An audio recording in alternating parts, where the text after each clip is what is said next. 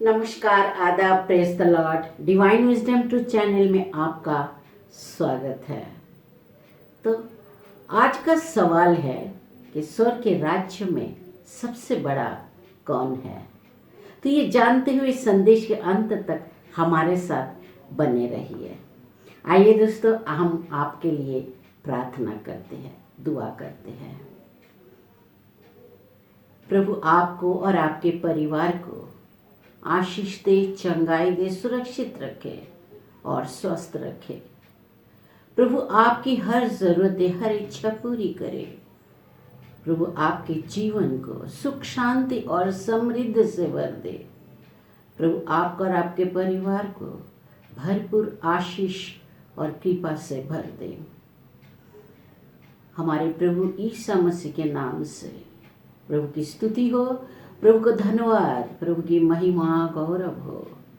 Hallelujah, आमीन।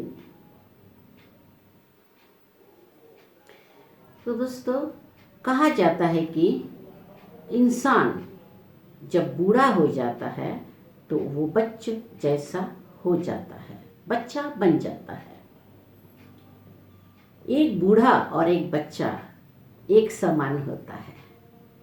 अगर वाकई ऐसा होता है तो इसमें कोई संदेह नहीं है कि वो उसके जीवन के आखिरी में वो पूर्व अवस्था में लौट जाता है।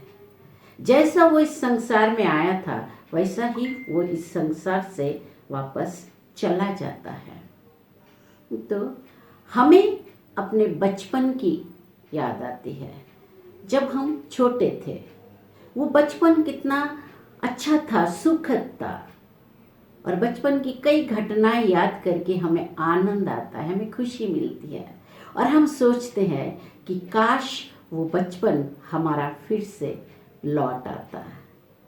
ये दौलत भी ले ले, ये शोहरत भी ले ले, भले छीन ले मुझसे मेरी जवानी, मगर मुझको लौटा दे बचपन का सावन, ये बारिश की पानी और कागज की कश्ती, ये कागज की कश्ती और बारिश की पानी। क्या बात है। मगर दोस्तों, अब हम बड़े हो गए। हम अपने आप को एक व्यक्ति के रूप में मानते हैं। हम हर कोई अलग अलग व्यक्ति बन गए हैं। हम अपने आप को एक सीमाओं में घेर लिया है और हम उससे बाहर निकलना नहीं चाहते, उससे बाहर जाना नहीं चाहते। हम अपने चारों तरफ एक सीमाओं से अपने आप को घेर लिया है। हम सीमित बन गए हैं। दरअसल दोस्तों, हम सीमित नहीं हैं, हम तो असीम हैं। परमेश्वर ने हमें असीम बनाया है। एक परिवार कहीं घूमने जाता है और बच्चा कहता है, पापा पापा देखिए पानी। और पापा कहता है, बेटा ये समुद्र है। फिर आगे जाता है और फिर बच्चा कहता है, पापा पापा देखिए पानी। और पापा कहता है, बेटा ये नदी है।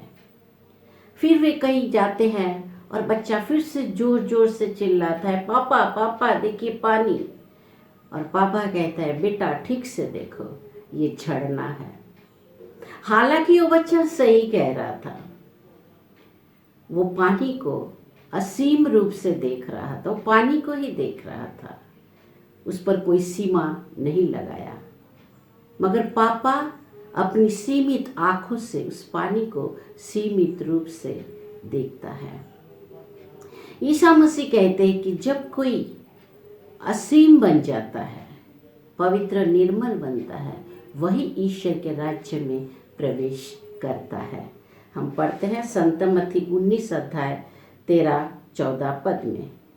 उस समय लोग ईसा के पास बच्चों को लाते थे जिससे वे उस पर हाथ रखकर प्रार्थना करें। शिष्य लोगों को डांटते थे, परंतु ईसा ने कहा, बच्चों को मेरे पास आने दो और उन्हें मेरे पास आने से मत रोको, क्योंकि स्वर्ग का राज्य उन जैसे लोगों का है। आमीन। स्वर्ग का राज्य बच्चों जैसे लोगों का ही है। ईसा मसीह बच्चों से बहुत प्यार करते थे। लोग अपने बच्चों को उनके पास लेकर आते थे उनके ऊपर हाथ रख के प्रार्थना करने के लिए, आशीर्वाद देने के लिए। ईसा मसीह को बच्चे पसंद थे, मगर कई बार उनके शिष्य इस बात पर नाराज हो जाते थे। और ईसा मसीह ने कहा कि स्वर्ग के राज्य में ये बच्चे जैसे लोग ही प्रवेश कर पाते हैं।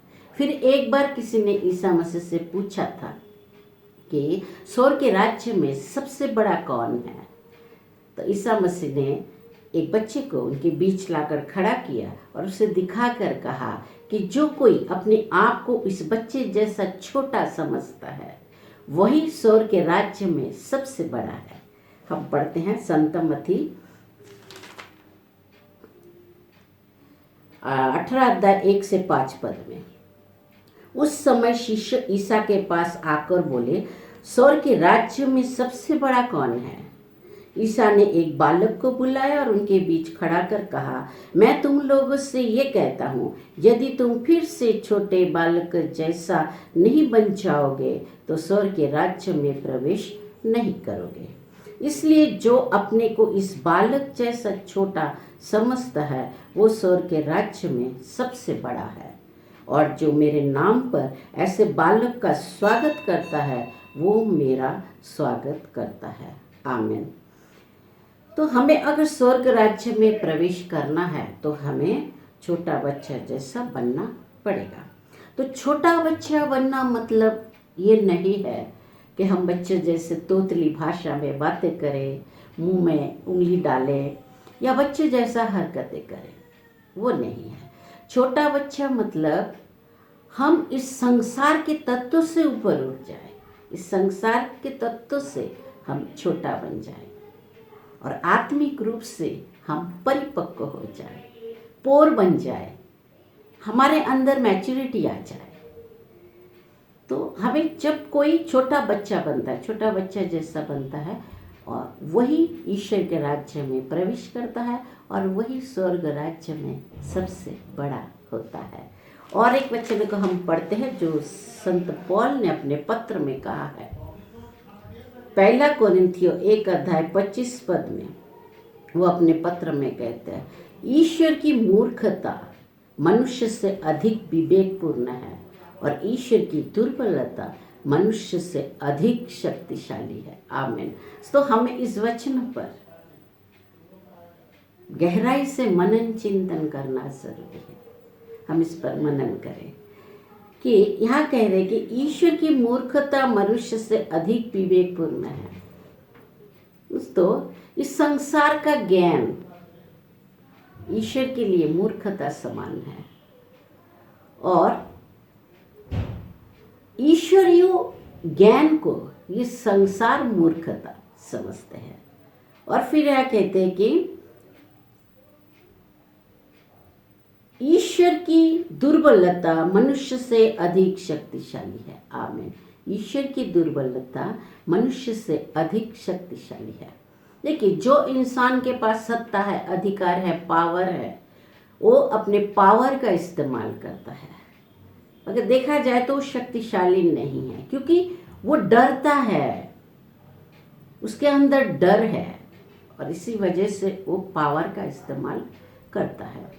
मगर जो दुर्बल है उसे दुर्बलता में ही ईश्वर की शक्ति छिपी हुई है, वही शक्तिशाली है।